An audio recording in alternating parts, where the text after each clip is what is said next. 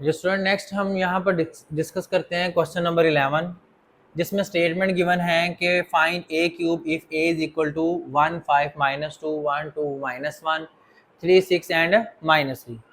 तो previous question की तरह हम सबसे पहले ए स्क्वायर फाइंड आउट करेंगे। ए स्क्वायर कैसे फाइंड आउट होगा? ए को ए से मल्टीप्लाई करके। तो यहाँ पर हमने ए की दो वैल्यूज लिख दी।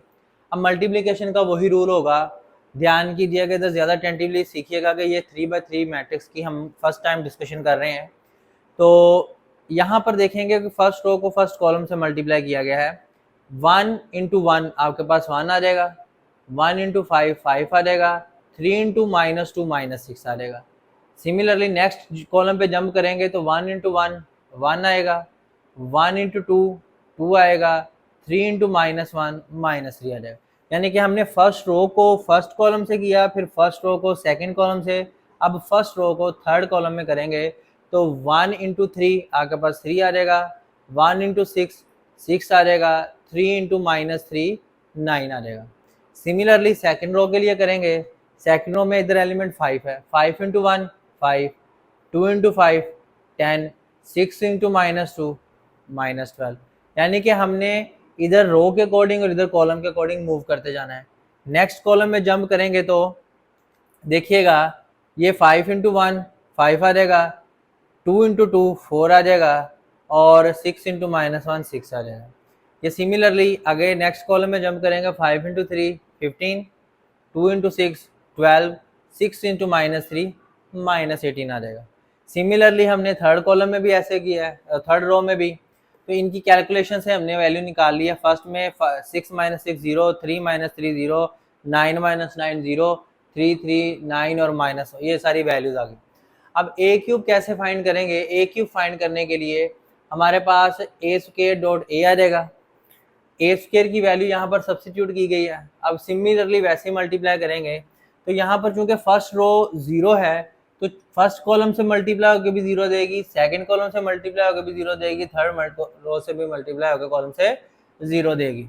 अब यहाँ पर अगर आप देखेंगे तो हमारे पास सेकंड रो में क्या काम है? सेकंड रो को फर्स्ट से करेंगे तो 3 into 1 3, 3 into 5 15 and 9 into 2 -18, 3 into 1 3, 3 into 2 6, 9 into -1 -9, 3 into 3 9, 3 into 6 18 and 9 into 3 -27। ये सारी की सारी वैल्यूज आपके पास आ चुकी ही हैं। अब यहाँ पर हम क्या करेंगे, इनके रिजल्ट्स को लिखेंगे 0 0 0, 18 - 18 0, 9 - 9 0, 6 - 6 0, 3 - 3 और ये 9 ये हमारे पास नल मैट्रिक्स आ चुका है, जिसको हम O3 का नाम दे सकते हैं कि नल मैट्रिक्स ऑफ ऑर्डर 3। तो ये हमारे पास 3/3 मैट्रिक्स की मल्टीप्लिकेशन थी।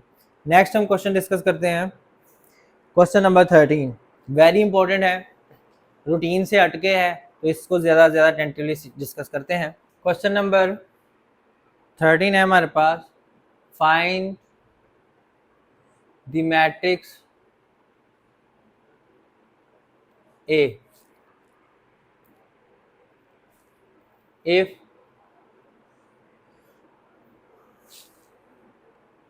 5 0 3 -1 0 1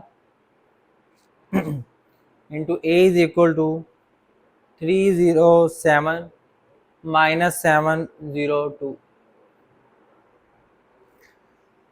स्टूडेंट अगर हमारे पास इस मैट्रिक्स के साथ कोई स्क्वायर मैट्रिक्स होता तो हम क्या करते, उसको इधर शिफ्ट करते।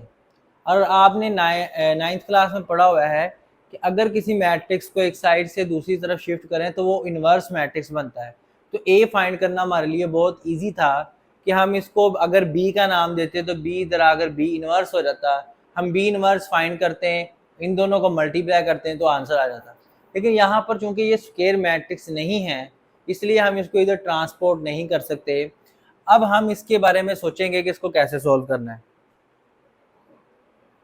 सबसे पहले हमें लेट करना होगा ए।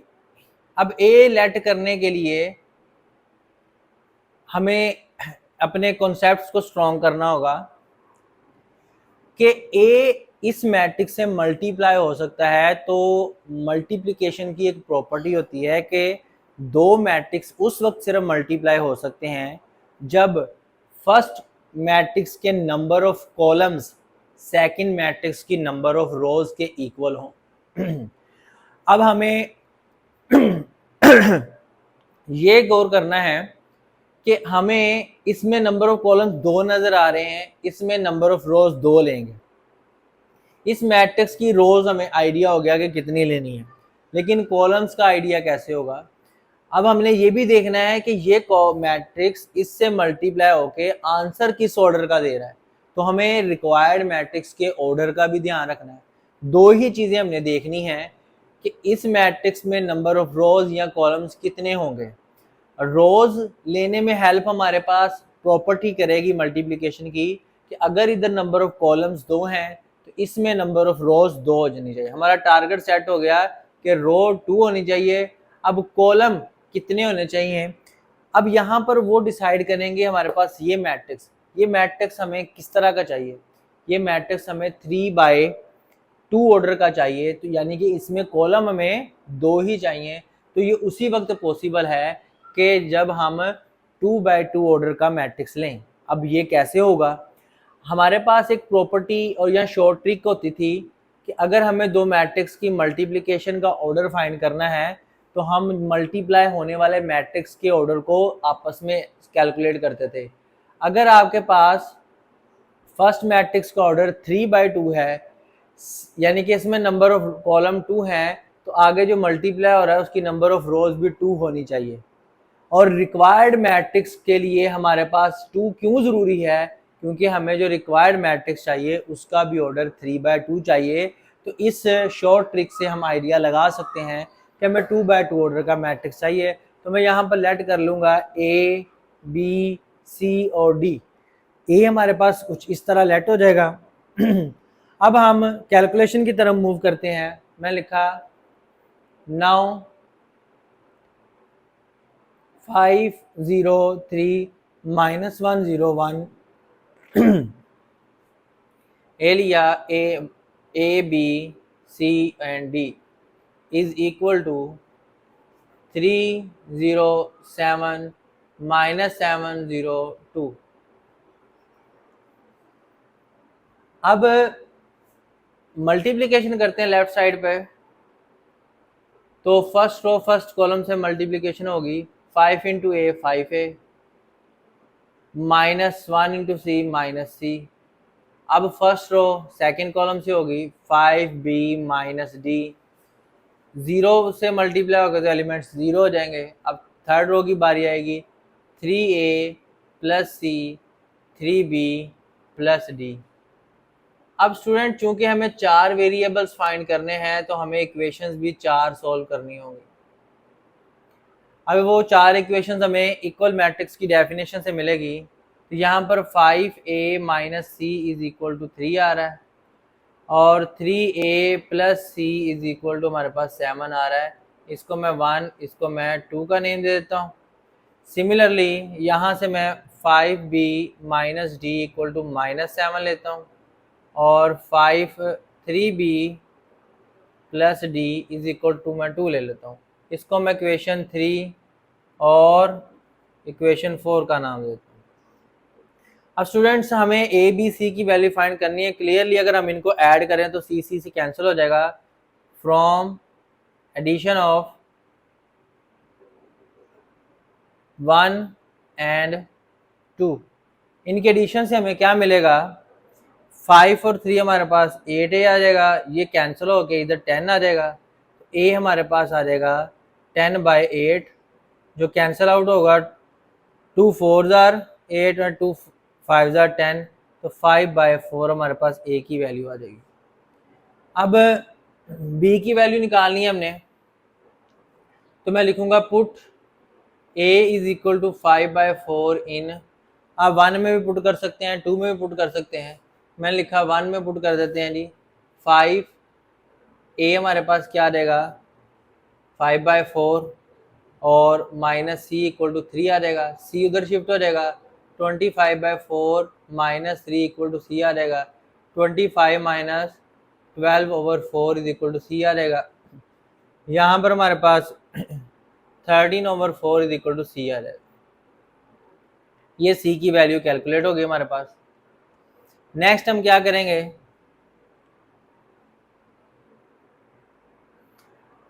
यहां से कैलकुलेट करते हैं फ्रॉम एडिशन ऑफ 3 एंड 4, इनके एडिशन से हमें क्या मिलेगा, ऐड होंगे तो 8b इज इक्वल टू -7 + 2 आपके पास -5 आ जाएगा, और b हमारे पास आ जाएगा -5/8। ये b की वैल्यू आ गई। यहाँ पर हम लिख देते हैं ना put b is equal to -5/8 in 3, तो हमें d की वैल्यू मिलेगी 5 into -5/8 minus d equal to -7।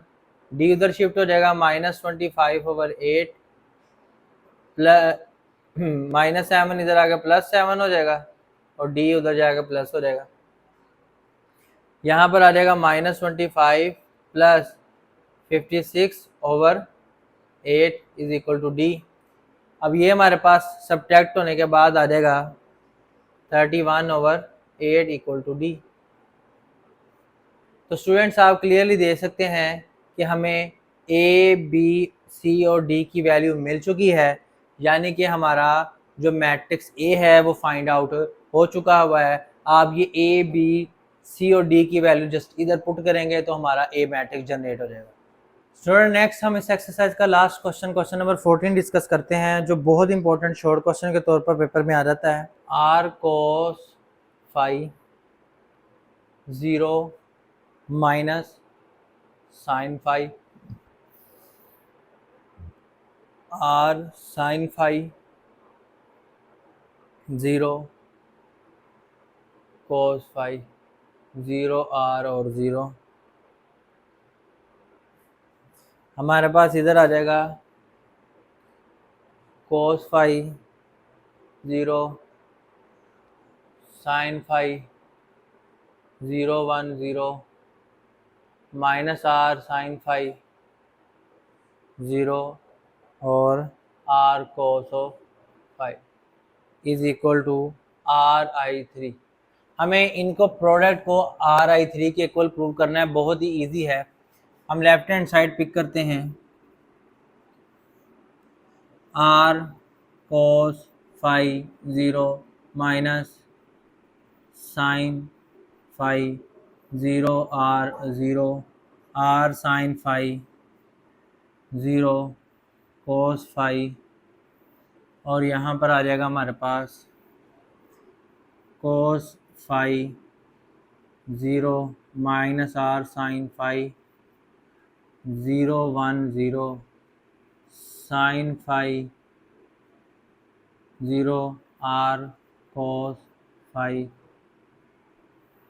अब स्टूडेंट मल्टीप्लिकेशन का वही pattern, first row first column करेंगे, हम अपने रिजल्ट पे पहुंच जाएंगे। r in cos into cos, r cos square phi 0 into 0 0 minus minus plus r sine square phi. First row first column complete, jump to the next column. 0 r into 0 0 0 into 1 0 minus into 0 0। अब यहाँ पर next column में jump करते हैं, r cos phi into r sine phi cos phi, ये multiply हो गया 0 into something 0 और माइनस प्लस माइनस, इन दोनों को मल्टीप्लाई किया तो r sine phi cos phi. यहाँ पर आ जाते हैं 0 into something 0 r into 0 0 0 into something 0, ये 0 हो जाएगा। इसी तरह 0 into 0 0 r into 1 r 0 into 0 0 हो जाएगा। 0 इंटू समथिंग 0 r इंटू 0 0, और ये भी सारा 0 हो जाएगा। यहाँ पर आ जाते हैं r sine phi cos phi आ जाएगा।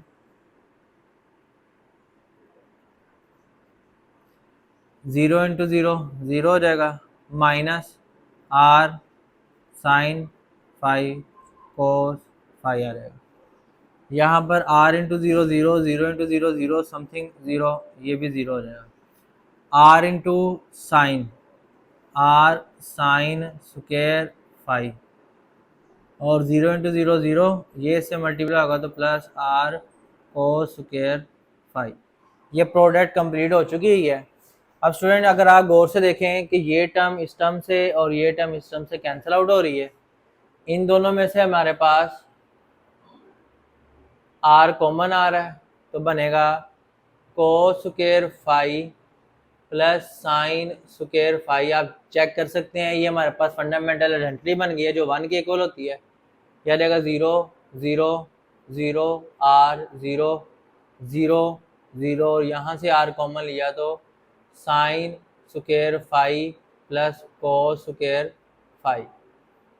अब यहाँ पर आप देखें कि ये आइडेंटिटी 1 है तो सिंपली r आ जाएगा, 0 आ जाएगा, 0 आ जाएगा, 0 r 0 0 0, और इधर भी 1 होने के बाद ये सिंपली r बचेगा। अब मैट्रिक्स की प्रॉपर्टी है कि अगर कोई चीज़ यहाँ पर सब एलिमेंट्स में नज़र आ रही है तो हम कॉमन निकाल सकते हैं। 0 से हम कुछ भी कॉमन निकाल सकते हैं, तो यहाँ से r कॉमन लेने पर ये बनेगा 1 0 0 0 1 0 0 0। हमने यहाँ पर r as a common factor बाहर ले लिया है, तो r कॉमन लेने के बाद ये आइडेंटिटी मैट्रिक्स बन चुका है ऑफ ऑर्डर 3 का। यही हमारे पास राइट हैंड साइड थी, और यहाँ पर हमारा ये क्वेश्चन भी कंप्लीट। तो स्टूडेंट ये हमने आज डिस्कस की है एक्सरसाइज 3.1। जल्दी इंशाल्लाह नेक्स्ट वीडियो में मिलेंगे एक्सरसाइज 3.2 के साथ। तब तक के लिए अल्लाह हाफिज़।